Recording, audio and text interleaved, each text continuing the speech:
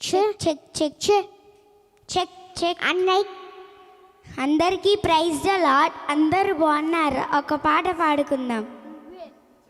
అన్నటికి praise the lord అని బాగున్నారా?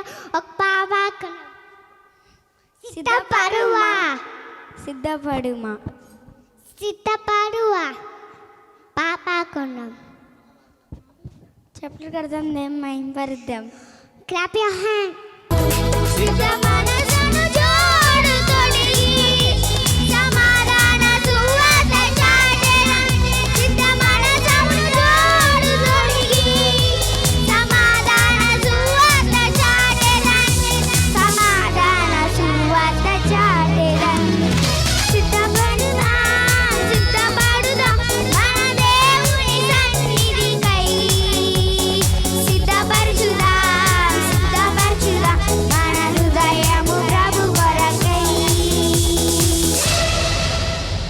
హల్లెలూయా, thank you Jesus. Hallelujah, thank you Jesus.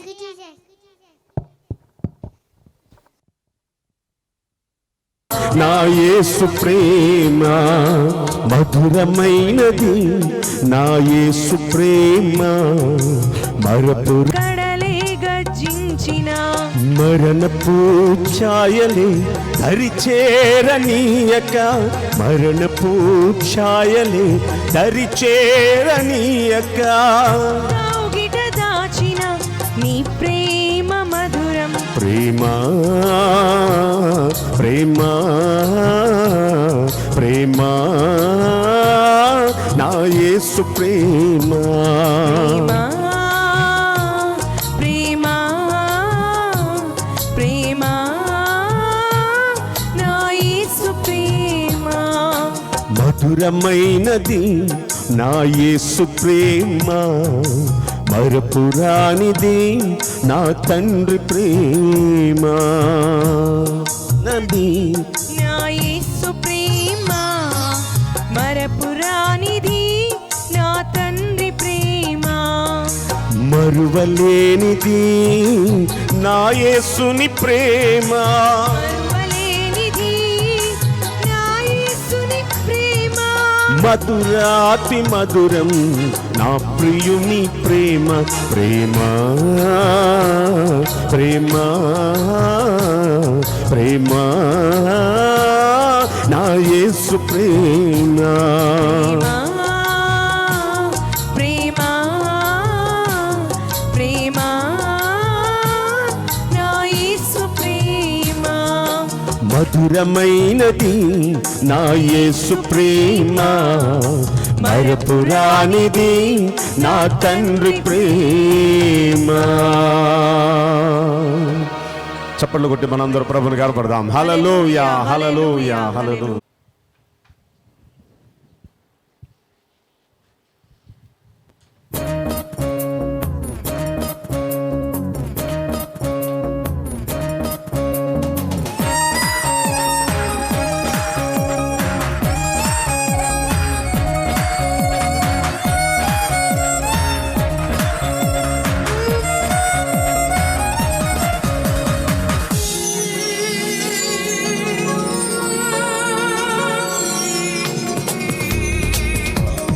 సత్యము జీవము సర్వ నీవే నీవేనయ్యా. ప్రేమ మమత కరుణ సర్వ నీవే నీవేనయ్యా. నీవేనయ్యా యేసు, నీవేనయ్యా నీవేనయ్యా నా కరుణామయ్యా. నీవేనయ్యా యేసు, నీవేనయ్యా నీవేనయ్యా నా కరుణామయ్యా.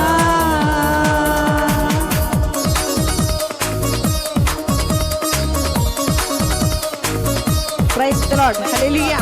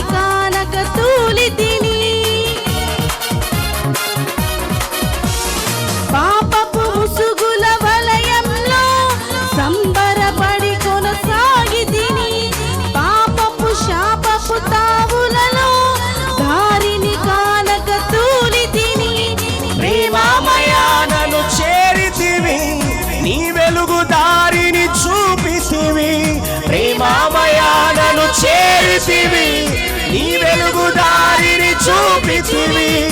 ఈనాడు పాడని ఒక కొత్త పాట నా నోట నుంచి దివి, నన్నంగీకరించితివి. మార్గము సత్యము జీవము సర్వం నీవే నీవేనయ్యా. ప్రేమ మమత కరుణ సర్వం నీవే నీవేనయ్యా.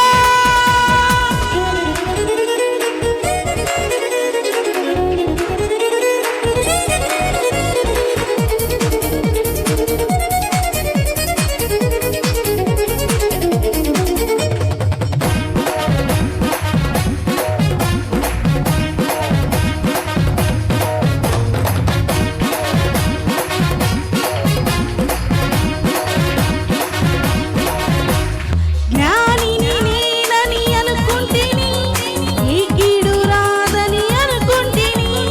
సాతాను చిక్కుల ఉచ్చులను ఏ దారి కానక ఏడ్చితిని. జ్ఞానిని నేనని అనుకుంటిని, ఏ కీడు రాదని అనుకుంటిని. సాతాను చిక్కుల ఉచ్చులను ఏ దారి కానక ఏడ్చితిని. ప్రేమామయానను చేరితివి, నీ వెలుగు దారిని చూపితివి. ప్రేమామయానను చేరితివి, నీ వెలుగు దారిని చూపితివి. నాడు పాడని ఒక క్రొత్త పాట నా నోట ఉంచితివి, నన్నంగీకరించితివి. మార్గము సత్యము జీవము సర్వం నీవే నీవేనయ్యా. ప్రేమ మమత కరుణ సర్వం నీవే నీవేనయ్యా. హల్లెలూయా. చప్పట్లు కొడుతూ దేవుని మహిమపరుద్దాం.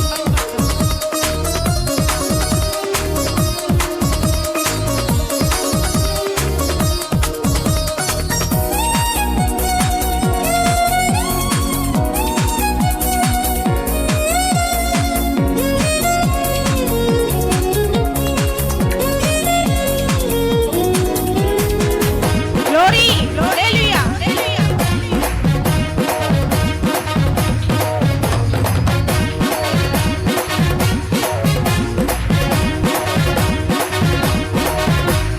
దుష్టుల గుంపులో నేనుంటిని, దుర్దినమే రాదని అనుకుంటిని. మరణపు గవిని తాకితిని, నీ ప్రేమ పిలుపే నే వింటిని. దుష్టుల గుంపులో నేనుంటిని, దుర్దినమే రాదనుకుంటిని. మరణపు గవిని తాకితిని, నీ ప్రేమ పిలుపే నే వింటిని. ప్రేమామయానను చేరితివి, నీ వెలుగు దారిని చూపితివి. ప్రేమామయానను చేరితివి, నీ వెలుగు దారిని చూపితివి. ఈనాడు పాడని ఒక కొత్త పాట నా నోట ఉంచితివి, నన్నంగీకరించితివి. మార్గము సత్యము జీవము సర్వం నీవే నీవేనయ్యా. ప్రేమ మమత కరుణ సర్వం నీవే నీవేనయ్యా. నీవేనయ్యా యేసు, నీవేనయ్యా. నీవేనయ్యా నా కరుణామయ్యా. నీవేనయ్యా యేసు, నీవేనయ్యా. నీవేనయ్యా నా కరుణామయా. హల్లెలూయా, హల్లెలూయా, హల్లెలూయా, హల్లెలూయా, హల్లెలూయా. మరి ప్రభు ఈరోజు మరి మనకిచ్చిన ఇటు ధన్యతను బట్టి అదృష్టాన్ని బట్టి మరి కోట్ల కొలిదిగా మహిమ ఘనత ప్రభావములకు ఆయనకి మాత్రమే చెందునుగాక. దేవునికి స్తోత్రం. మరి ఈరోజు దేవుని వాక్యంలోనికి మనం వెళ్దాం. ఈరోజు నా ధ్యానాంశం నీ ఇంటిలో ఏమి ఉంది అని ప్రభు మనతో మాట్లాడుతున్నారు. అమ్మా, నీ ఇంటిలో ఏమి ఉంది? ఈరోజు ఆ టాపిక్లో నుండి మీతో కొద్ది నిమిషాలు మాట్లాడటానికి దేవుని చేత ప్రేరేపితున్నాయి. నేను నిలబడి ఉన్నాను. పరిశుద్ధ గ్రంథంలో నుండి రాజుల 2వ గ్రంథం 4వ అధ్యాయము. దయచేసి ప్రతి ఒక్కరూ బైబిల్ గ్రంథాలు ఉన్నవారు మేము ఈ గ్రంథాలు తెరచి 4వ అధ్యాయము, రాజుల 2వ గ్రంథం 4వ అధ్యాయము 2వ వచనాన్ని మీ కొరకు నేను చదివినిపిస్తున్నాను. ఎలీషా, నా వలన నీకేమి కావలను? నీ ఇంటిలో ఏమి ఉన్నదో అది నాకు తెలియజెప్పుము అనెను. మరొకసారి నేను చదువుతున్న 2వ రాజుల గ్రంథం 4వ అధ్యాయము 2వ వచనం. ఎలీషా అడుగుతున్నాడు ఆమెతో, నా వలన నీకేమి కావలను? నీ ఇంటిలో ఏమి ఉన్నదో అది నాకు తెలియజెప్పుము అనెను.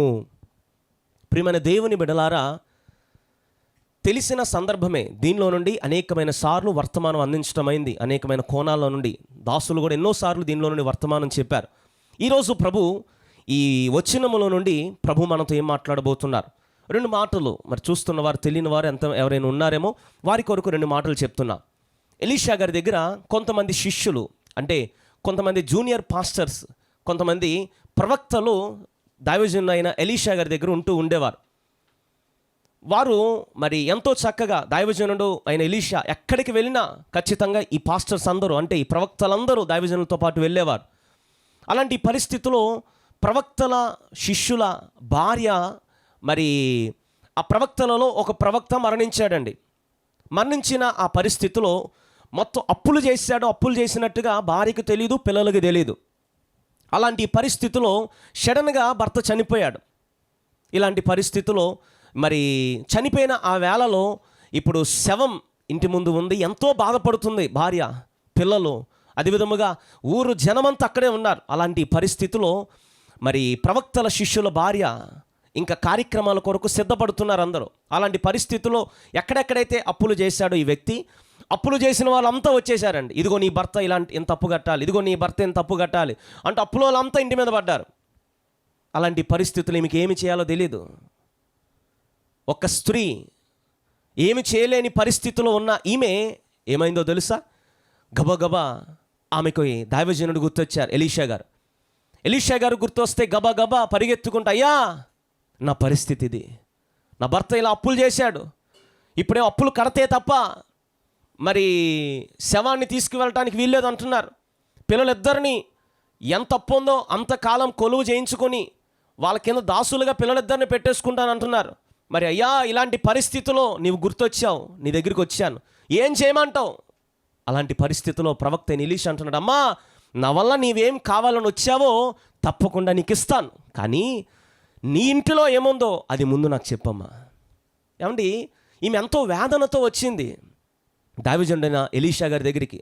అలాంటి పరిస్థితిలో మరి ఈ ఎలీషా గారు ప్రార్థన చేసి పంపించటము, లేదంటే అమ్మా నేను దేవునికి ప్రార్థన చేస్తాను, నీకోసం నేను ప్రార్థన చేస్తాను, లేదా మరి ఏదోటి, మరి 2 మాటలు ఏదోటి చెప్పాలి. కానీ ఆయన ఏమడిగాడు చూడండి, అమ్మా నా వల్ల నువ్వు ఏదో పొందాలని వచ్చావు, నీ విశ్వాసం గొప్పది, నా దగ్గరికి వస్తే తప్పకుండా అయిద్దని నువ్వు నా దగ్గరికి వచ్చావు. కరెక్టే. ఎలీషా గారు ఎవరికి సాదృశ్యం అంటే మన యేసయ్యకి సాదృశ్యం. దేవుని దగ్గరికి వచ్చిన మనం ఖచ్చితంగా ఆయన ఉన్నాడు, తప్పకుండా మనకు విడుదల ఇస్తాడు, మన జీవితంలో నూతన కార్యాలు చేస్తాడు, మన సమస్య నుండి బయట పెడతాడనే విశ్వాసంతో మనం దేవుని పాదాల దగ్గరికి మనం వస్తాం. ఇలాంటి పరిస్థితుల్లో ఎలీషా గారి దగ్గరికి ఆమె వచ్చిందండి. అమ్మా నువ్వు నా వల్ల ఏం కావాలని వచ్చావు, ఇప్పుడు వచ్చిన నీవు పొందుకోవాలంటే మొదట నీ ఇంట్లో ఏముందో నాకు చెప్పమ్మా, నీ ఇంట్లో ఏముందో నాకు చెప్పు. ప్రియమైన దేవుని బిడ్డలారా, నువ్వు అనుకోవచ్చు మేం పెద్ద కోటీశ్వరులను కాకపోవచ్చు అండి, మా ఇంట్లో అది లేదండి ఇది లేదండి అని అనుకోవచ్చు. కానీ ఆమె అంది కింద వచ్చినంలో, అయ్యా నా ఇంట్లో ఒక్క నూనె కుండ మాత్రం ఉందయ్యా, అది తప్ప నా దగ్గర ఏమీ లేదు అని చెప్పిందండి. కింద వచ్చిన మనం చూస్తే అతడు మరి ఆమె 2వ వచనంలోనే అక్కడ మనం చూస్తాం, అందుకామె నీ దాసురాలనైన నా ఇంటిలో నూనె కుండ ఒకటి ఉన్నది, అది తప్ప మరి ఏదియో నా దగ్గర లేదయ్యా. ఆమె దగ్గర ఏముందో మొత్తం విడమర్చి చెప్పేసిందండి ఆమె. మరి ఆ కింద వచనాలు మనం చూస్తే సబ్జెక్ట్ మన వేరే మరి డైవర్ట్ అవుతుంది. ఈరోజు నా టాపిక్లో నేను వెళ్తున్నాను. ప్రభు అడుగుతున్నాడు, దేవుని దగ్గరికి ఏదో కావాలని నువ్వు వచ్చావు, కానీ దేవుడు ఏమడుగుతున్నాడో తెలుసా? నీ ఇంట్లో ఏముందో చెప్పు. నీ ఇంట్లో ఉన్న దాన్ని బట్టే దేవుడు కార్యాలు చేస్తాడండి. ప్రియమైన దేవుని బిడ్డలారా, ప్రభు 3 రోజులు ప్రసంగం చెప్పాడు కొండ మీద. ప్రసంగం చెప్పినప్పుడు 1000 మంది జనాభా అక్కడికి వచ్చారు. అలాంటి పరిస్థితిలో ప్రభు అన్నాడు, ప్రసంగం అంతా ముగించి కూడికి అంతా ముగించి అని అంటున్నాడు, నేటికి 3 దినాల నుండి ప్రజలు ఎంతో నా మీద ఉన్న నమ్మకంతో విశ్వాసం దగ్గర కూర్చున్నారు.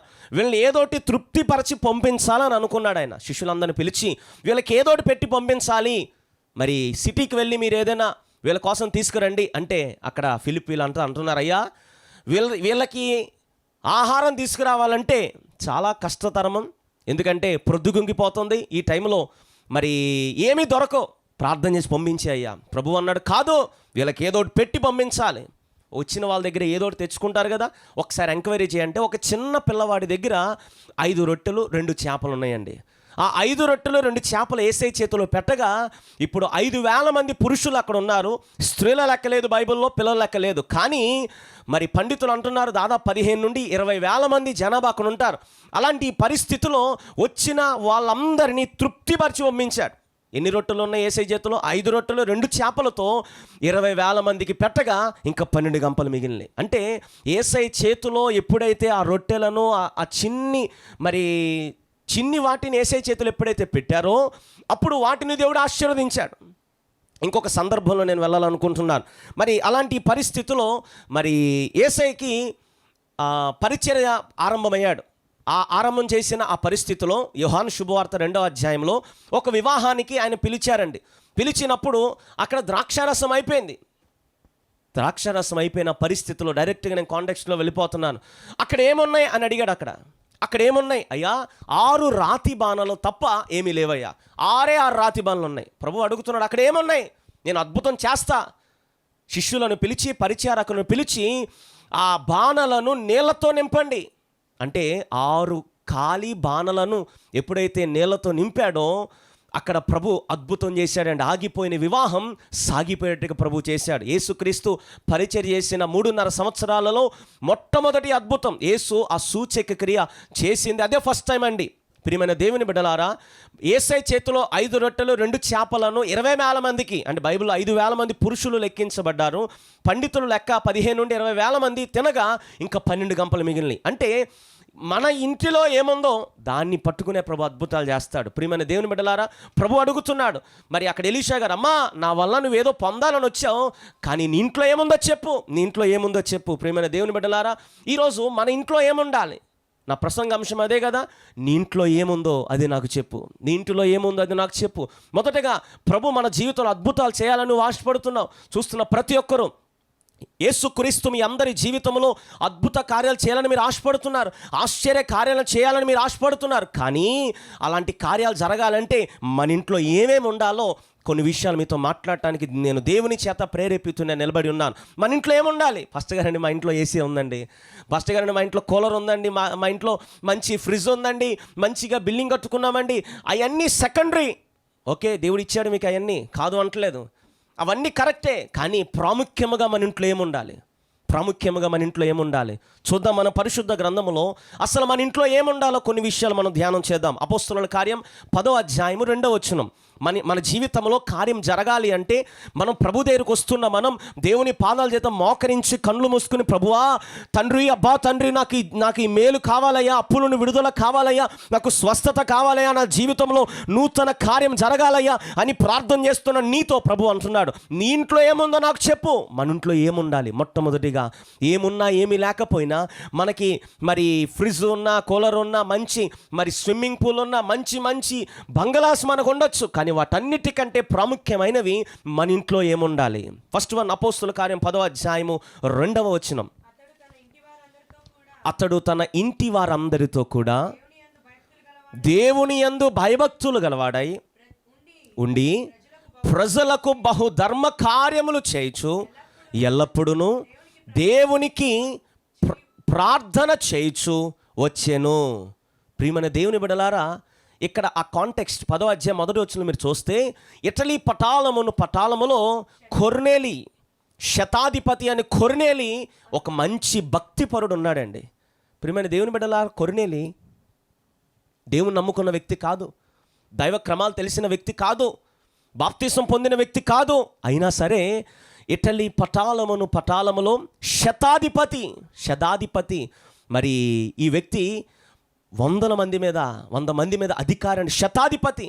ప్రియమైన దేవుని బిడ్డలారా, ఆ రేంజ్ ఆఫీసర్ అయి ఉండి, అలాంటి రేంజ్ పోస్ట్లో ఉండి, అలాంటి గవర్నమెంట్ ఆఫీసర్ అయి ఉండి, అలాంటి హయ్యర్ అఫీషియల్ అయి ఉండి, ఇతను ఏమంటున్నాడంట, అనేక మందికి ధర్మకార్యాలు చేస్తూ తన ఇంటి వారందరితో కూడా ప్రతిరోజు, వారానికి ఒకసారి లేదు, ప్రతిరోజు ప్రార్థన చేయించు వచ్చాను. ఫస్ట్ వన్, మన ఇంట్లో ఏముండాలి?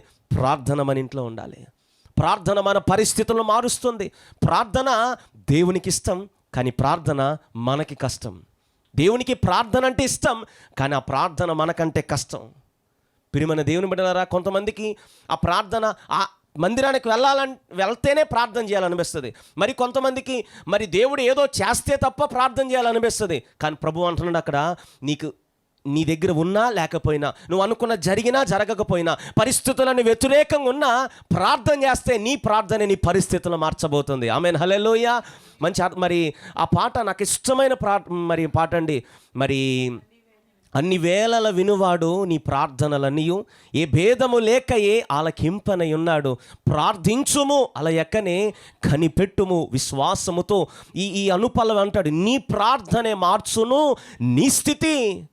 ఎంత మంచి అర్థంతో కూడిన మాట అండి. నిజమే, నీ ప్రార్థనే మారుస్తుంది నీ పరిస్థితి. ప్రస్తుతం క్రైస్తవ లోకములో ప్రార్థన చేయించుకోవటానికి అలవాటుపడ్డారు, కానీ క్రైస్తవులు ప్రార్థన చేయటానికి ఇష్టపడట్ల క్రైస్తవులు. ఎందుకంటే మరి యూట్యూబ్లో మేమే కానీ, ఎవరే కానీ, మరి టీవీ ఛానల్స్లోనే కానీ మా ఫోన్ నెంబర్స్ అక్కడ ఇస్తాం. ఎందుకంటే అనేక మంది అన్యులు చూస్తూ ఉంటారు. వాటిని చూస్తున్నప్పుడు అసలు మరి దైవజనుల యొక్క ఫోన్ నెంబర్స్, అసలు మన మినిస్ట్రీ ఏంటో అక్కడ మనం ఇస్తాం. మరి ఆ స్ట్రిప్స్ అన్నీ అక్కడ ఇస్తాం మనం. మరి ఇలాంటి పరిస్థితుల్లో టీవీలో ఫోన్ నెంబర్ చూసి ఫోన్ చేస్తూ ఉంటారు. ఇదివరకు మరి ఈ మధ్యకాలం నుండి ఫోన్ కట్టేస్తున్నాను నేను. ఇదివరకు మరి మాకు కొన్ని ఫోన్ కాల్స్ వస్తూ ఉంటాయండి. మరి అర్ధరాత్రి 3 పాస్టర్ గారండి మాకు నిద్ర పట్టట్లేదు, దయచేసి మరి భయం వేస్తుంది కొద్దిగా, మరి ప్రార్థన చేయరా పాస్టర్ గారు. అర్ధరాత్రి 3 మమ్మల్ని నిద్ర లేపి వాళ్ళకి నిద్ర పట్టాలని ప్రార్థన చేయాలంట. ప్రియమైన దేవుని బిడ్డలారా, మరి ఇలాంటి పరిస్థితిలో ఫోన్ నెంబర్ కనిపిస్తే ఎమ్మటే ఫోన్ కాల్ చేసేయటం, వచ్చి మరి వాళ్ళకి ఏమేమి అనుకుంటున్నారో అన్నీ చెప్పేయడం. దైవజనుడికి చెప్పాలి, కరెక్టే. కానీ మొదట నువ్వు ప్రార్థన చేస్తే నీ ప్రార్థనే మార్చును నీ స్థితి. నీ మొరను ప్రభు ఖచ్చితంగా ఆలకిస్తాడు. ఈరోజు ప్రియమైన దేవుని బిడ్డలారా, నీ ప్రార్థన ఎలాంటిదంటే ఒక అప్లికేషన్ లాంటిది. మా ప్రార్థన ఎలాంటిదంటే ఒక సప్లికెంట్ లాంటిది. మీరు ప్రార్థన చేస్తే డైరెక్ట్గా ప్రభు దగ్గరికి వెళ్తుంది. కానీ మా ప్రార్థన ఎలాంటిదో తెలుసా? ప్రభువా, పలానా సిస్టర్ గారయ్యా ప్రార్థన సహాయం కోరారు, దయచేసి వీరి కోసం ప్రార్థన చేయవా అంటే మా ప్రార్థన ఒక సప్లికెంట్ లాంటిది. మీ ప్రార్థన డైరెక్ట్ ఒక అప్లికెంట్ లాంటిది. అప్లికేషన్కి ఉన్నంత మరి ఆ వాల్యూ సప్లికెంట్కి ఉండదండి. ఉంటుంది, కానీ మరి మాది ఎంతో ఒక 10% లేదా 20%. కానీ మీ ప్రార్థన 80 to 90% మీ ప్రార్థన తప్పకుండా దేవుడు మీకు ప్రతిఫలం ఇస్తాడు. ఈరోజు చూడండి, ఒక ఇటలీ పటాలానికి ఒక శతాధిపతి ఉండి, ఒక మంచి గవర్నమెంట్ రేంజ్ ఆఫీసర్ అయి ఉండి, దేవుణ్ణి నమ్ముకోలేదు, బాప్తిసం పొందలేదు, అయినప్పటికీ ప్రార్థన తన ఇంట్లో ఉందండి. ప్రార్థన తన ఇంట్లో ఉంది. ప్రియమైన దేవుని బిడ్డలారా, ఈరోజు నీ ఇంట్లో మంచి ఏసీ ఉండొచ్చు, ఈరోజు నీ ఇంట్లో మంచి స్విమ్మింగ్ పూల్ ఉండొచ్చు, ఈరోజు నీ ఇంట్లో మంచివి ఉండొచ్చు, కానీ ప్రార్థన లేకపోతే అది వేస్ట్ అని ప్రభు మాట్లాడుతున్నాడు. ప్రియమైన దేవుని బిడ్డలారా, నీ ఇంట్లో ప్రార్థన ఉందా? దానియేలు గ్రంథం మనం చూస్తే, దానియేలు గ్రంథంలో మనం చూస్తాం 6వ అధ్యాయం 10వ వచనంలో, ఇట్టి శాసనము సంతకము చేయబడినని దానియేలు తెలుసుకొనినను యథాప్రకారము ముమ్మారు ప్రార్థన చేయుచు వచ్చాను. మోకాళ్ళుని ముమ్మారు యెరూషలేము తట్టు మరి తను ముఖం తిప్పుకొని మరి ఆ ప్రార్థన చేస్తూ వచ్చాడండి. ఎట్టి శాసనం? రాజుకు తప్ప మరి ఎవ్వరికి ప్రార్థన చేయకూడదు, అది శాసనం. అలాంటి శాసనమునకు సంతకం చేయబడినని ఎవరికైనా, ఆ రాజుకు తప్ప ఎవ్వరికి ప్రార్థన చేసినా, ఆ విగ్రహానికి తప్ప ఎవరు ఏ దేవతకి కానీ ఎవరికైనా ప్రార్థన చేసినా సింహాల గుహలో వేసేస్తాం. అది రాజు ఒక శాసనం. ఇట్టి శాసనము సంతకము చేయబడనని దానియేలు తెలుసుకొని నన్ను యథాప్రకారం ముమ్మారు ప్రార్థన చేస్తున్నాడు. ఎంత గొప్ప విశేషం! ముమ్మారు ప్రార్థన చేస్తున్నాడు. ప్రియమైన దేవుని బిడ్డలారా, అలాంటి పరిస్థితిలో ప్రార్థన చేశాడు. ఎంతో శ్రద్ధగా రోజుకి 3 సార్లు ప్రార్థన చేస్తూ వచ్చాడు. కానీ దానియేలుకు కూడా కష్టాలు వచ్చినాయి. ప్రార్థన చేస్తే కష్టాలు రావని మేము చెప్పం, కష్టాలు వస్తాయి. అలాంటి పరిస్థితుల్లో అంత శ్రద్ధాభక్తులుగా భక్తి చేస్తున్నాడు ఈ దానియేలు. ఇలాంటి శ్రద్ధగా భక్తి చేస్తున్న దానియేలుని తీసుకెళ్ళి అక్కడ వేశారు, సింహాల మధ్య వేశారు. ఇలాంటి సింహాల బోనెలో వేసేసిన దానియేలును మాత్రం సింహాలు ఏ హాని చేయలేదంటండి. ప్రియమైన దేవుని బిడ్డలారా, ప్రార్థన నీ ఇంటిలో ఉంటే ఎలాంటి పరిస్థితులు, ఎలాంటి శ్రమలు నీకు వచ్చినా సరే అవి నిన్ను ముట్టలేవని ప్రభు మాట్లాడుతున్నాడు. నీవు జలముల మధ్య వెళ్ళినాను, అగ్ని మధ్య వెళ్ళినాను, అవి నిన్నేమీ చేయలేవు, ఎందుకంటే నీవు నా సొత్తు అని ప్రభు మాట్లాడుతున్నాడు. ప్రియమైన దేవుని బిడ్డలారా, మన ఇంట్లో మొదటిగా ఉండవలసినది ప్రార్థన. ప్రార్థన. ప్రియమైన దేవుని బిడ్డలారా, యాకోబు పత్రిక 5వ అధ్యాయం 13వ వచనం అక్కడ మరి యాకోబు భక్తుడు మాట్లాడుతున్నాడు, మీలో ఎవరికైనా శ్రమ సంభవించునా అయితే వాడు ప్రార్థన చేయవలెను అనే మాట మనం చూస్తాం. ఒకసారి చూద్దాం 5వ అధ్యాయం 13వ వచనం యాకోబు పత్రిక. మీలో ఎవరికైనా శ్రమ సంభవించునా అతడు ప్రార్థన చేయవలెను అని ఎంత నొక్కి ఒక్కానించి మాట్లాడాడు. అక్కడ ప్రార్థన చేయించుకోవాలని అని లేదు, కానీ ప్రార్థన చేయవలెను. నీ ప్రార్థనే మారుస్తుంది నీ స్థితి, నీ ప్రార్థనే మారుస్తుంది నీ పరిస్థితులను. ప్రియమైన దేవుని బిడ్డలారా, నువ్వు మోకాళ్ళేసి ప్రార్థన చేస్తే నీ పరిస్థితులు మార్చడానికి ప్రభు సిద్ధంగా ఉన్నాడు. ఎలాంటి క్లిష్ట పరిస్థితులైనా, ఎలాంటి ఇబ్బందులు అయినా తప్పకుండా నీ పరిస్థితిని మార్చేవాడండి. నీవు మొర్ర పెట్టినప్పుడల్లా నీకు సమీపముగా వచ్చే గొప్ప దేవుడు. మరి సువార్తలలో ఒక చోట ప్రభు అంటున్నాడు, ప్రార్థన వలననే కానీ ఈ విధమైన రోగం తగ్గటం అసాధ్యమని ప్రభు సెలవిస్తున్నాడు. మరి ఒక వ్యక్తిని మరి యేసయ్య దగ్గరికి తీసుకొచ్చారు ఒక వ్యాధితో. ఆ వ్యాధితో వ్యక్తిని తీసుకొచ్చినప్పుడు శిష్యులు ఎంతో మరి ప్రయత్నం చేశారు, అయినా అవ్వలేదు. ప్రభు అంటున్నాడు, ఇలాంటి రోగాన్ని తగ్గించాలి అంటే ప్రార్థన వలననే కానీ ఈ విధమైన రోగం తగ్గటం అసాధ్యమని ప్రభు అక్కడ యేసయ్యే సాక్షాత్తు మాట్లాడాడండి. ప్రియమైన దేవుని బిడ్డలారా, ప్రార్థన వలననే నీ రోగం తీరాలంటే, ప్రార్థన వలననే నీ పరిస్థితి మారాలంటే, ప్రార్థన వలననే నువ్వు ఏదనుకున్నావు అది నీ ఇంట్లో జరగాలి అంటే ఫస్ట్ వన్ నీ ఇంట్లో ఉండవలసింది. ఎలీషా గారు అడుగుతున్నారు, అమ్మా నా వల్ల నువ్వు ఏదో పొందాలని వచ్చావు నా దగ్గరికి. నేను అడిగే ప్రశ్న ఏంటో తెలుసా? నీ ఇంట్లో ఏముందో నాకు చెప్పు. నువ్వేదో పొందాలని వచ్చావు, తప్పకుండా పొందుతావు, కానీ నీ ఇంట్లో ఏముందో నాకు చెప్పు. మన ఇంట్లో ఏముండాలి? ఫస్ట్ వన్ ప్రార్థన మన ఇంట్లో ఉండాలి. ఈరోజు ఆ ప్రార్థన మీ ఇంట్లో ఉందా? ప్రార్థనే పరిస్థితులను మార్చడానికి మరి సిద్ధంగా ఉన్నాడని ప్రభు సెలవిస్తున్నాడు. ప్రియమైన దేవుని బిడ్డలారా, ఫస్ట్ వన్ ప్రార్థన మన ఇంట్లో ఉండాలి. కొర్నేలి, ఇటలీ పటాలమనబడిన కొర్నేలి ఇంట్లో ప్రార్థన ఉంది. అలాంటి పరిస్థితులను కొర్నేలి అలాంటి భక్తిపరుడై ఉండి బాప్తిసం పొందల దైవ క్రమాలు తెలియదు, అలాంటి ఒక అన్యుడు ప్రార్థన చేశాడండి. అతను అలాంటి అన్యుడి పేరు బైబిల్ గ్రంథంలో పరిశుద్ధ గ్రంథంలో లెక్కించబడింది.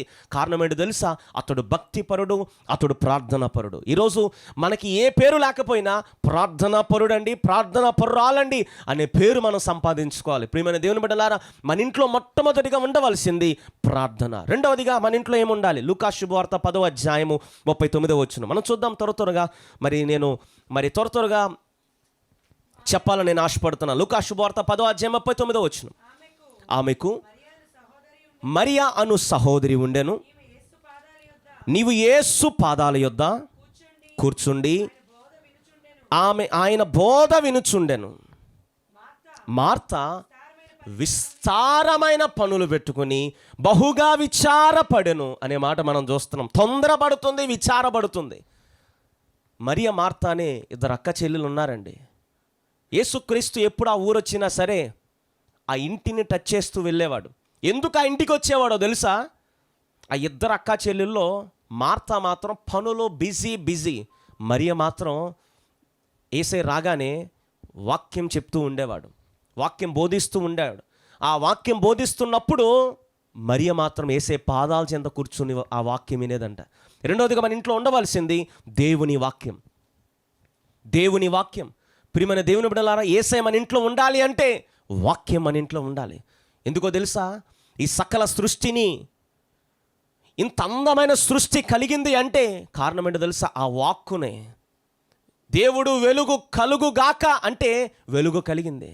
ఆయన వాక్కులో అంత శక్తి ఉందండి. దావీదు భక్తుడు 119వ కీర్తనలో ఆయన రాస్తూ అంటాడు, 105వ వచనంలో అక్కడ దావీదు భక్తుడు రాస్తూ అంటాడు, నీ వాక్యమే నా పాదములకు దీపమయ్యా, నా త్రోవకు అదే వెలుగై ఉంది నీ వాక్యమే. అంటే దేవుని యొక్క వాక్యం ఎలాంటిదో తెలుసా? మరి ఒక బండి తోలేవాడికి ఒక హెడ్లైట్ ఎంత దారిని చూపిస్తుందో దేవుని వాక్యం అలా నీకు ఒక దారి చూపిస్తూ ఉంటుంది. హెడ్లైట్. మరి ఆ బండికి హెడ్లైట్ ఎంత ప్రాముఖ్యమో తెలుసా? హెడ్లైట్ నీతో మాట్లాడుతుంటుంది. ఏంటో తెలుసా? కింద గుంట ఉంది, జాగ్రత్త, స్లో చేయి. స్పీడ్ బ్రేకర్ ఉంది, జాగ్రత్త, స్లో చేయి.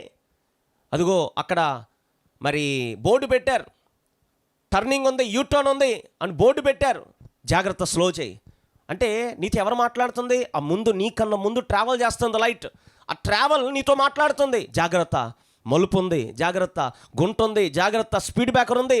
ఈరోజు దేవుని వాక్యం కూడా మన ఇంట్లో ఉంటే నిన్న ఆ వాక్యం ఆ గుంటలో పడకుండా, ఆ శ్రమలో పడకుండా నిన్ను డైరెక్ట్ చేస్తుంది ఆ వాక్యం. ఆ లైటే లేకపోతే ఏమైద్ది?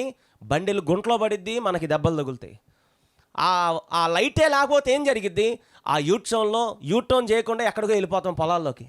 ప్రియమైన దేవుని బిడ్డలారా, అలాంటి తిన్నని మార్గం, సరైన మార్గం మనకి బోధించేదే ఈ దేవుని వాక్యం. ప్రియమైన దేవుని బిడ్డలారా, దేవుడు అంటున్నాడు మన ఇంట్లో ఉండవలసింది రెండోది ప్రాముఖ్యమైనది దేవుని వాక్యం మన ఇంట్లో ఉండాలి. అదే అందుకే దావీదు అన్నాడు, నీ వాక్యము నా పాదములకు దీపం ఉంటుందయ్యా, నా త్రోవకు అదే వెలుగై ఉన్నది నీ వాక్యం. ఇదే దావీదు భక్తుడు 119వ కీర్తన 50వ వచనం అంటాడు, అయ్యా నీ వాక్యమే నన్ను బ్రతికిస్తుందయ్యా, నా బాధలో అదే నాకు నెమ్మది కలిగిస్తుంది. నిజమే, దేవుని వాక్యం వల్లే మనం బ్రతుకుతున్నామండి, దేవుని వాక్యం వల్లే మనం జీవించగలుగుతున్నామండి. ఆ వాక్యమే లేకపోతే ఇన్ని నెలలు లాక్డౌన్, రాబడి లేదు, వ్యాపారాలు లేవు, ఉద్యోగాలు లేవు. ఇలాంటి పరిస్థితుల్లో ఎలాగా పోషించబడింది? ఇన్ని నెలల్లో ఎలాగా? ఆ దేవుని వాక్యమే మనకి జీవాహారముగా ఆయన పోషిస్తూ వస్తున్నాడండి. నీ వాక్యం వల్లేనయ్యా మేము బ్రతుకుతుంది. ఆ వాక్యే గనక లేకపోతే మేము జీవించలేం. చూస్తున్న మన బెతెస్దా సంపూర్ణ సువార్త సహవాసం, మన సంఘానికి వచ్చిన ప్రతి ఒక్కరూ దేవుని వాక్యం అంటే పిచ్చండి. మన సంఘంలో మరి అద్భుత కార్యాలు జరుగుతున్నాయి. ఏదో మరి జిమ్మిక్కులు ఏయో లేవు మన సంఘాల్లో, కానీ దేవుని వాక్యం అంటే మన సంఘం పరుగులు తీస్తారు. అది ఎక్కడ పెట్టినా, ఏ పొలాల్లో కానీ ఎక్కడ అడవిల్లో పెట్టినా సరే వచ్చేస్తారు మన సంఘస్థులు. ఎందుకంటే మన సంఘానికి దేవుని వాక్యం అంటే అంత పిచ్చి. ప్రియమైన దేవుని బిడ్డలారా, ఆ వాక్యం మనం బ్రతికిస్తుంది. మన బాధల్లో అదే మనకి ఏం చేస్తూ ఉంటుంది? నెమ్మది కలిగిస్తూ ఉంటుంది. ప్రతిరోజు బైబిల్ మనం చదువుకుంటూ ఉంటే ఆ వాక్యమే నీతో మాట్లాడు. నేనున్నా కదా, ధైర్యం తెచ్చుకో, నిబ్బరం కలిగి ధైర్యంగా ఉండు. అనుగో, ఆనాడు మోషేకి తోడై ఉన్నట్లుగా నీకు తోడై ఉంటాయి. యెహోషువ ధైర్యం తెచ్చుకో, ఆనాడు మోషేకి తోడై ఉన్నట్లుగా, మోషే పట్లని అద్భుతాలు చేసినట్లుగా నేను నీ పక్షాన అద్భుతాలు చేస్తా. అలా సందర్భాలు నీకు గుర్తు తెస్తూ, అలాంటి సందర్భాలు నీకు గుర్తు తెస్తూ దేవుడు నీ మదిలో ఉంచుతూ నేను ధైర్యపరుస్తూ ఉంటాడు. ఆ వాక్యం ప్రతిరోజు దేవుని వాక్యాన్ని మనం ధ్యానిస్తూ ఉండాలి. అక్కడ ఒక మాట దావీదు భక్తుడు అంటాడు, అయ్యా నీ వాక్యము ధ్యానిస్తుండగా నాకు మంట పుట్టెను అనే మాట అంటాడండి. నీ వాక్యం ధ్యానిస్తూ ఉంటే నాకు మంట పడుతుంది. ప్రియమైన దేవుని బిడ్డలారా, దేవుని వాక్యం మాకు మరి దైవజనులకు కానీ మాకు కానీ దైవజనులు అందరూ మరి ఎవరైనా సరే ఇదే వచ్చినాన్ని పట్టుకొని నాకు ఒక రెవల్యూషన్ ఇస్తాడు దేవుడు. మన దాసులు మరి మోయసాయి గారు వారు మాట్లాడుతుంటే ఇదే వాక్యంలో ఇంకొక స్టైల్లో దేవుడు రెవల్యూషన్ ఇస్తాడు. దైవజనులు యేసురత్న గారు వారు మాట్లాడితే మరి వారికి ఇదే వచ్చినంలో ఇంకొక రెవల్యూషన్ దేవుడు ఇస్తాడు. దైవజనరాలు మరి మన దైవజనరాలు మరి విజయమ్మ గారు వారు మాట్లాడితే మరి ఇదే వచనంలో నుండి ఇంకొక కోణంలో దేవుడు మాట్లాడతాడు. అంటే దేవుని వాక్యం మరి అనేకమైన కోణాల నుండి ప్రభువు మనతో మాట్లాడుతూ ఉంటాడు. చూస్తున్న మీరు కూడా దీన్ని ధ్యానిస్తూ ఉంటే కొత్త ఆలోచనలు కూడా దేవుడు మీకు ఇస్తూ ఉంటాడు. అందుకే ఈ వాక్యాన్ని మనం ఎప్పటికప్పుడు ధ్యానిస్తూ ఉండాలి. ఇదే 119వ కీర్తనలో భక్తుడు 148వ కీర్తనలో అక్కడ అంటాడు, నీ వాక్యమునంట చదవటానికి రాత్రి జాములు కాకముందే ఈ కన్నులు తెరుచుకుంటున్నాయి అయ్యా. అంటే ఇదివరకు మరి ఈ వాక్యం చదవటానికి ఎప్పుడు తెల్లారుతుందో ఆ తెల్లారితే తప్ప ఆ చెట్టు బెరడు మీద వాక్యాలు మరి ఉండేయండి. భక్తులు మరి చెట్టు బెరడు మీద రాస్తూ ఉండేవారు. అలాంటి పరిస్థితులు అవి కనపడాలి అంటే సూర్యుడు తెల్లారితే తప్ప అది చదువుకోవడానికి ఉండదు. ఈ దావీదు భక్తుడు అంటాడు, అయ్యా నీ వాక్యము నేను ధ్యానించాలని ఆశ ఉంది, ఈ రాత్రి జాములు కాకముందే తెరుచుకుంటున్న భక్తుడు సెలవిస్తున్నాడు. అంటే ఇంకా తెల్లారికి ముందే 3 గంటలకే తెరుచుకుంటుందంట ఆయన కన్నులు. అంటే ఈ వాక్యం చదవటానికి దావీదుకు అంత ఇష్టమని, అంత పిచ్చి. అందుకే ఈ దావీదుని గొర్రెలు కాసుకుంటున్న వాడిని తీసుకొచ్చి దేవుడు చక్రవర్తి స్థాయిలో దేవుడు కూర్చోబెట్టాడు. ఎంత గొప్ప దేవుడు! ఈరోజు నీ స్థితిని మార్చగలిగిన గొప్ప దేవుడు. దేవుని వాక్యం నీ ఇంట్లో ఉంటే తప్పకుండా నీ స్థితిగతులు మార్చడానికి ప్రభు సిద్ధంగా ఉన్నాడు. ఇదే లూకా శుభవార్త 24వ అధ్యాయం 32వ వచనంలో అక్కడ ఎమ్మాయి అనే గ్రామానికి 2 స్త్రీలు వెళ్తున్నారండి. ఇద్దరు మరి ఎమ్మాయి అనే గ్రామానికి 2 మరి వ్యక్తులు నడుచుకుంటూ వెళ్తున్నారు. ఎంతో కలవరంతో ఉన్నారు, ఎంతో భయంతో ఉన్నారు. యేసయ్య లేచాడా లేదా, కొంతమంది ఇశ్రాయేలు అంటున్నారు కొంతమంది లేచారని, కొంతమంది లెగలేదని, కొంతమంది శిష్యులు తీసుకెళ్ళిపోయారని. ఇలాంటి సంభాషణ, ఇలాంటి కలవరాల్లో ఉన్నారు. ఇలా కలవరాలతో ఉంటుండగా యేసుక్రీస్తు వారి మధ్య నిలబడి మీకు మరి సమాధానం కలుగునుగాక అంటూ 24వ అధ్యాయము 32వ వచనంలో అక్కడ 3వ వ్యక్తిగా యేసుక్రీస్తు వారితో నడుస్తూ అనేకమైన మరి ధర్మశాస్త్రాన్ని బోధించగా అక్కడ వారి కన్నులు తెరవబడి అంటండి, హృదయములు మండించాడంట దేవుడు. ఈరోజు దేవుడు మాట్లాడుతూ ఉంటే నీ హృదయాలు మండిపోతాయి. ఎందుకో తెలుసా, అక్కడ మరి ఒక చోట ఇర్మీయా గ్రంథంలో మనం చూస్తాం, దేవుని మరి మాట అగ్ని వంటిది, హృదయంలోని చెత్త అంతా కాల్చివేస్తుంది. నిజమే, మన చెత్త లోపల పాపం అంతా కాలిపోవాలంటే దేవుని వాక్యంలో ఉంది ఆ సత్తా. ప్రియమైన దేవుని బిడ్డలారా, మన ఇంట్లో రెండవదిగా ఉండవలసింది దేవుని వాక్యం. అక్కడ మరియా ఇంట్లో మార్త మాత్రం అనేకమైన పనులు పెట్టుకుని విచారపడుతుంది, తొందరపడుతుంది. ప్రభు అంటున్నాడు, మార్తా మార్తా, నువ్వు అనేకమైన పనులు పెట్టుకుని విచారపడుతున్నావు. అవసరమైనది ఒకటే, ఉత్తమమైనది ఒకటే, అది ఆమె యొద్ద నుండి తీసివేయబడదు అని ప్రభు మాట్లాడుతున్నాడు. ప్రియమైన దేవుని బిడ్డలారా, చచ్చిపోయిన తమ్ముడిని కూడా 4 రోజుల తర్వాత కుళ్ళిపోయిన శవాన్ని ప్రభు తిరిగి లేపాడండి. కారణం ఏంటో తెలుసా, మరియ ఇంట్లో వాక్యం ఉంది. ఆ వాక్యమే బ్రతికించింది తన తమ్ముడిని. 3వ మాట, మన ఇంట్లో ఏముండాలి? ఆఖరి మాట చెప్పి నేను ముగింపులోకి రావాలని ఇష్టపడుతున్నా. 2వ రాజుల గ్రంథం 4వ అధ్యాయము, మన మూలవాక్యంలోనికి 2వ రాజుల గ్రంథం 4వ అధ్యాయము 8వ వచనాన్ని ఒక్కసారి మనం చదువుకుందాం. రాజుల 2వ గ్రంథం 4వ అధ్యాయం 8వ వచనం. ఒక దినమందు ఎలీషా షునేమి పట్టణమునకు పోగా అచ్చట గనురాలు అయిన ఒక స్త్రీ భోజనమునకు రమ్మని అతని బలవంతము చేసెను గనుక అతడు ఆ మార్గమున వచ్చినప్పుడల్లా ఆమె ఇంట భోజనము చేయుచూ వచ్చెను. 10వ వచనం మనం చూస్తే, కావున మనము అతనికి గోడ మీద ఒక చిన్న గది కట్టించి అందులో అతని కొరకు మంచము, బల్ల, పీట, దీపస్తంభము ఉంచుదుము. అతడు మన యొద్దకు వచ్చినప్పుడల్లా అందులో బస చేయవచ్చునని చెప్పెను. షునేమి పట్టణములో గనురాలు అనే ఒక స్త్రీ, ఈమెని మరి షునేమిరాలు అని కొంతమంది పిలుస్తారు, కొంతమంది గనురాలు అని పిలుస్తూ ఉంటారు. షునేమి పట్టణములో గనురాలు అనే ఒక స్త్రీ ఎలీషా దైవజనుడిగా ఉన్నప్పుడు మరి ఆ షునేమి పట్టణానికి వెళ్ళినప్పుడల్లా ఈమె ఇంటికి పిలుస్తూ భోజనం ఇచ్చి ఆతిథ్యం ఇస్తూ ఉండేదండి. అలాంటి పరిస్థితుల్లో ఈ షునేమి రాలు ఏమంటుందో తెలుసా తన భర్తతో, అయ్యా మన ఇంటికి భక్తి గల దైవజనుడు మన ఇంటికి వస్తూ పోతున్నాడు కదా, ఆ దైవజనుడికి మనం గోడ పైన అంటే మరి మన బిల్డింగ్ పైన ఒక గది కట్టిద్దామయ్యా.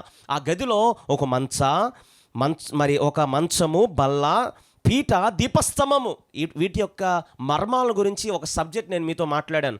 షునేమిరాలు ఇంట మరి ఉంచబడిన వస్తువులు, అసలు ఈ నాలుగే ఎందుకు వచ్చింది, మరి ఈ 4 వస్తువులు మరి వాటి యొక్క మర్మం గురించి మరి ఒక టాపిక్ మీతో చెప్పటమైంది.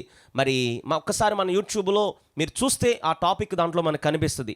ఏదేమైనా ప్రియమైన దేవుని బిడ్డలారా, మరి ఆ మంచము, దీపస్తంభము, బల్ల, పీట ఇవన్నీ దాంట్లో ఉంచింది. ఈరోజు నేను దీనికి ఇవ్వబడిన మాట ఏంటంటే, దేవునికి ఒక ప్రాముఖ్యమైన స్థలం ఆమె ఇచ్చిందండి.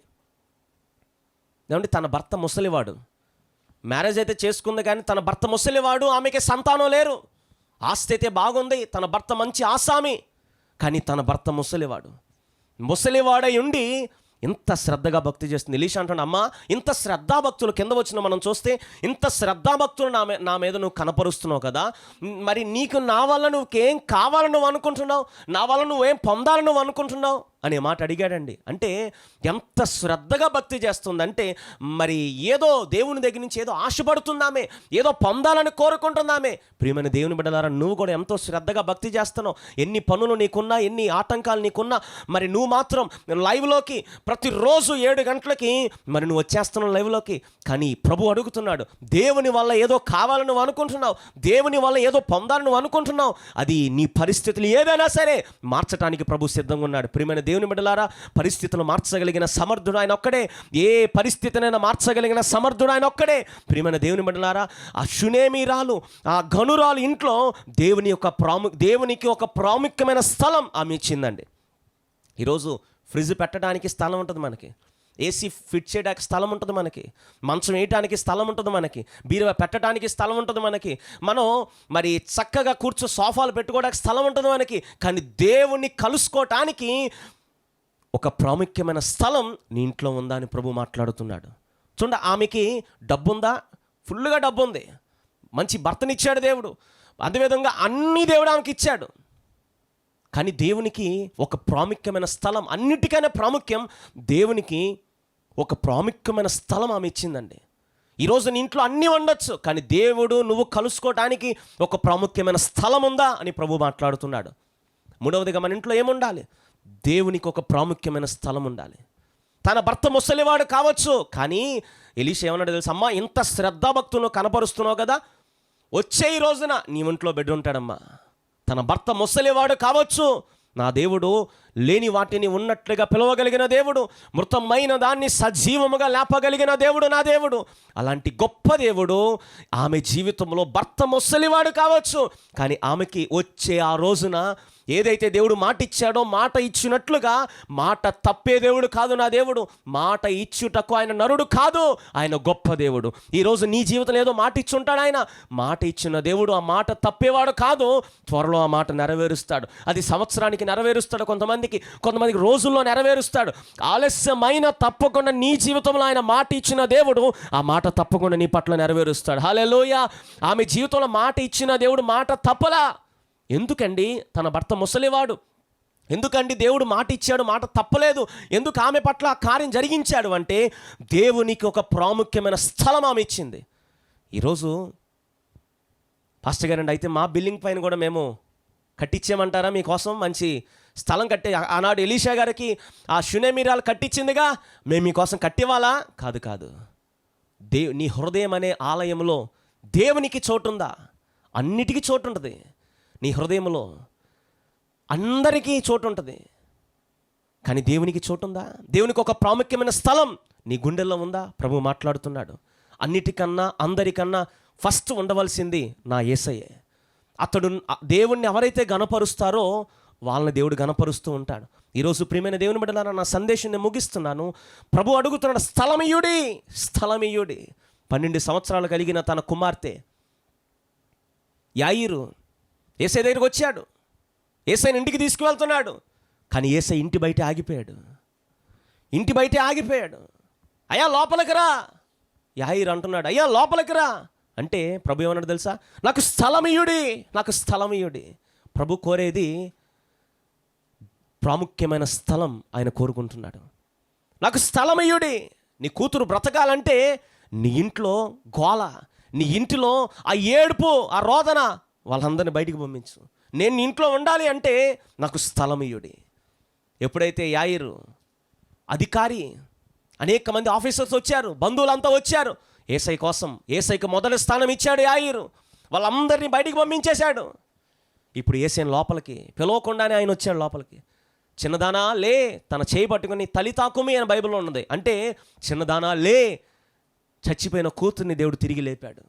ప్రియమైన దేవుని బిడ్డలారా, దేవునికి ప్రాముఖ్యమైన స్థలం నువ్వు వేస్తే అయిపోయిన పరిస్థితులను కూడా దేవుడు తిరిగి లేపగలిగిన దేవుడు. మోడు బారిపోయిన జీవితాలను కూడా దేవుడు చిగురు పుట్టించే దేవుడు. ఈరోజు నీ పరిస్థితుల్లో నీ ఇంట్లో దేవుడు గొప్ప కార్యాలు జరిగించాలని ఆశపడుతున్నాడు. దేవునికి స్థలం ఇవ్వగలవా? దేవునికి ఒక ప్రాముఖ్యమైన స్థలం ఉందా అని ప్రభు మాట్లాడుతున్నాడు. నా సందేశం నేను ముగిస్తున్నా. దావీదుడైన ఎలీషా, నా మూలవాక్యం 4వ అధ్యాయం రాజుల 2వ గ్రంథం 2వ వచనంలో, రాజుల 2వ గ్రంథం 4వ అధ్యాయం 2వ వచనం మనం చూస్తున్నాం. దైవజనుడు అడుగుతుంటే, అమ్మా నా వల్ల నువ్వేదో పొందాలని వచ్చావు కదా, నా వల్ల నువ్వేదో కావాలని పొందుకోవాలని వచ్చావు కదా, నీ ఇంట్లో ఏముందో చెప్పమ్మా. ఈరోజు మన ఇంట్లో అన్నీ ఉండొచ్చు, కానీ దేవునికి కావాల్సింది ఏంటో తెలుసా? ఫస్ట్ వన్, ప్రార్థన మన ఇంట్లో ఉండాలి. రెండవదిగా వాక్యం మన ఇంట్లో ఉండాలి. మూడవదిగా ప్రాముఖ్యమైన స్థలం మన ఇంట్లో ఉండాలి. అంటే స్థలం అంటే మన హృదయం అనే గుడిలో దేవునికి మొదటి స్థానం. ఆ స్థలం మనం ఇవ్వగలగాలి. ఎలాంటి పరిస్థితి అనేది దేవుడు మార్చగలడు. ఈ ప్రవక్తల శిష్యుల భార్య, ఈమె, అయ్యా నా ఇంట్లో నూనె కొండె తప్ప మరి ఏదీ లేదయ్యా. ఇప్పుడు దేవుడు మరి ఆ ప్రవక్త చెప్పిన ఆ స్ట్రాటజీ అంతా కింద వచ్చిన మీరు చదువుకోండి. ఏదైతే చెప్పాడో మొత్తం చేసింది. ఆ ఒక్క నూనె కుండలో ఉన్న నూనె, ఆ కుండలో ఉన్న ఆ నూనెను ఎరువడిగి తెచ్చిన కుండలన్నిటిలో పోసింది. అయ్యా ఇంకా నూనె పడతానే ఉందయ్యా. అమ్మా ఆ నూనె కుండలన్నీ అమ్మి అప్పంతా తీర్చుకొని నువ్వు నీ పిల్లలు హ్యాపీగా బ్రతకందమ్మా. ప్రవక్త శిష్యుల భార్య, ఆమె దైవజనుడి దగ్గరికి వచ్చినప్పుడు ఎంతో వేదనతో వచ్చింది, కానీ ఇప్పుడు సంతోషంగా ఉంది. ఆమె ఇంకొకరికి ఇచ్చే స్థాయిలో దేవుడు కూర్చోబెట్టాడు. కారణం ఏంటో తెలుసా? మన ఇంట్లో ఉండవలసింది ప్రాముఖ్యం. ప్రార్థన మన ఇంట్లో ఉండాలి, వాక్యం మన ఇంట్లో ఉండాలి. మూడవదిగా ప్రాముఖ్యమైన దేవునికి ఒక ప్రాముఖ్యమైన స్థలం మన ఇంట్లో ఉండాలి. ఈ వాక్యం వింటున్న మీ అందరి జీవితంలో మరి ఖచ్చితంగా మీ పట్ల దేవుడు గొప్ప కార్యాలు చేయబోతున్నాడు. మా ఇంట్లో ఇవి ఉన్నాయండి, అవి ఉన్నాయండి. దేవుని కృప వల్ల అన్నీ దేవుడు మీకు ఇస్తున్నాడు. లేని పరిస్థితి మీకు తెలుసు, ఇప్పుడు సంపన్న పరిస్థితిలో దేవుడు నిన్ను కూర్చోబెట్టాడు. ఇదివరకు తినటానికి కూడా లేని పరిస్థితిలో ఉన్న నిన్ను అనేక మందికి చేయిచ్చే స్థితిలో, అనేక మందికి పెట్టే స్థితిలో దేవుడు నిన్ను కూర్చోబెట్టాడు. కరెక్ట్, ఇది కేవలం దేవుని కృప. కానీ మన ఇంట్లో ప్రాముఖ్యముగా ఉండవలసిన ఈ మూడు నీ ఇంట్లో ఉన్నాయో లేదో సరి చేసుకుందాం దయచేసి. ఎక్కడ వారు అక్కడే కళ్ళు మూసుకుని